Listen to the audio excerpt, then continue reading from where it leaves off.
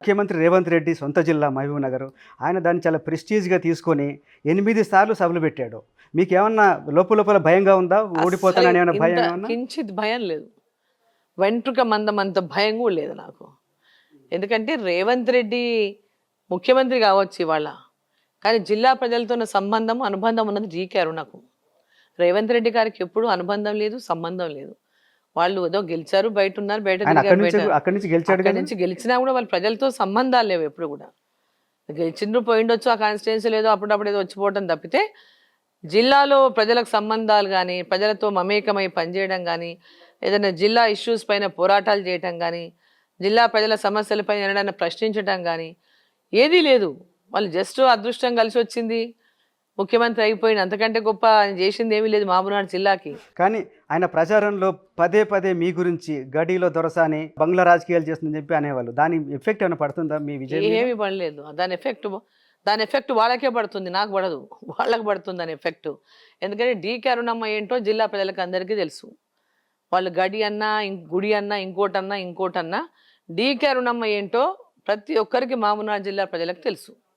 All పార్టీస్లో ఉన్న నాయకులకు కూడా తెలుసు డీకే అరుణ అంటే ఏంటి.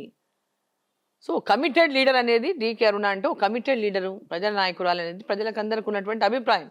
వారు దాని గురించి డైజెస్ట్ చేసుకోలేక, వాళ్ళ గురించి వాళ్ళు చెప్పుకోలేక, డీకే అరుణ చేసిన వాటిని గమనించలేక ఒక ఏదో రకంగా నెగటివ్ ప్రచారం చేస్తే మేము పాపులర్ అయిపోతామని అనుకున్నారు. సరిగ్గా అదే అడగబోతున్నాను. మీ ప్రత్యర్థులు డీకే కుటుంబం సారా వ్యాపారంలో ఉన్నారు, కళ్ళు దందా చేసి కోట్లు సంపాదించారని బాగా ప్రచారం చేశారు మన ఎన్నికల్లో కూడా. దాని ఎఫెక్ట్ ఏమైనా ఉంటుంది? ఎప్పుడు చేసాము? వాళ్ళు చెప్తున్న ఆరోపణలు చేసినప్పుడు ఎవరి దగ్గర ఉన్నాం మేము? సో ఇవన్నీ అంతమంది కాంగ్రెస్లోనే ఉన్నా కదా, ఆ రోజు కనిపించింది ఈ రోజు కనిపిస్తుందా? అంటే కేవలం ఒక మసిబూసి మారేడుకాయ చేయాలా, ఒక బ్లేమ్ గేమ్ ఆడాలా? వ్యాపారాలు చేసినా ఏది చేసినా భరత్ సింహారెడ్డి గారు నా హస్బెండ్ గురించే వీళ్ళు ఎంతసేపు మాట్లాడతారు. డీకే అరుణ గురించి ఒక మాట కూడా అసలు ఏం మాట్లాడలేక నా భర్తను తీసుకొస్తారు దారిలోకి. నా భర్త ఒక వ్యాపారం చేసి ఉండవచ్చుగాక, అదో 30 ఏళ్ల కిందట. ఆ రోజు చట్టపరంగా ఉన్నటువంటి చట్ట పరిధిలోనే వ్యాపారాలు చేశాడు. ఆ రోజు చట్టంలో ఏవేవి ప్రభుత్వంలో చట్టబద్ధంగా ఉన్నాయో వాటిపైన వ్యాపారాలు చేశారు.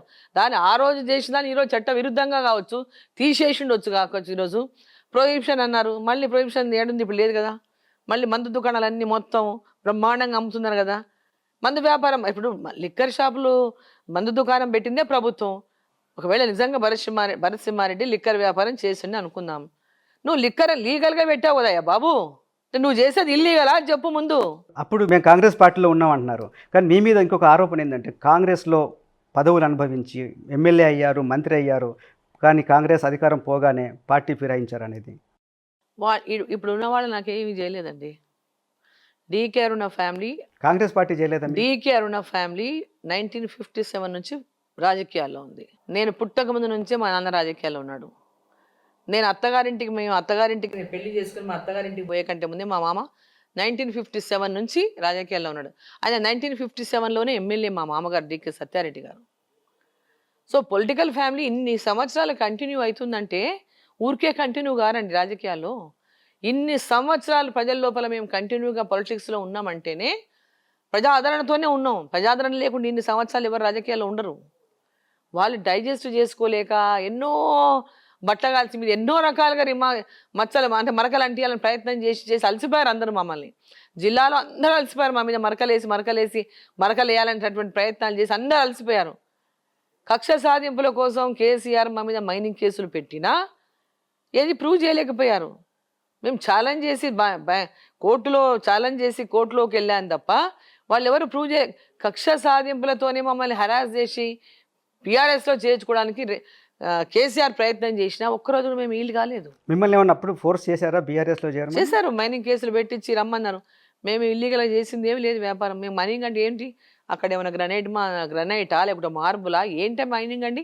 రోడ్లు వేసేటందుకు కంకర ఎంత కంకర తీసుకొని ఏం చేస్తామండి, మన ఎత్తున పోసుకుంటామా లేకపోతే అది ఎక్స్పోర్ట్ చేస్తామా? కంకర ఏమైనా రోడ్లకి వేసే కంకర ఎక్స్పోర్ట్ చేస్తామా? దాన్ని ఏమైనా జూరాల ప్రాజెక్టు కట్టినప్పటి నుంచి కూడా అక్కడ ఆ మైన్ ఎవరు వచ్చినా రోడ్డుకైనా దేనికైనా అదే కంకరమైన అదే క్రషర్ మైన వాడతారు.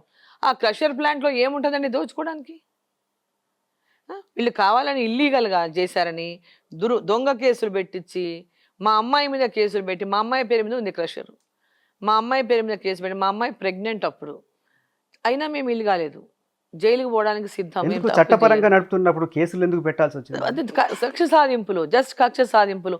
దాన్ని ఆ ఏరియాని దాటి వెళ్ళారని, ఆ లైన్ కంటే దాటి మీరు బయట తీశారని, తీసారా అట్లా? ఏమీ తీసింది లేదు. అంత జస్ట్ వాళ్ళు కక్ష సాధింపుల కోసం మాట్లాడడం తప్పితే ఏమీ లేదు అక్కడ. అసలైన తొలి వెలుగు. ఫాలో వాట్సాప్ @తొలి వెలుగు అఫీషియల్.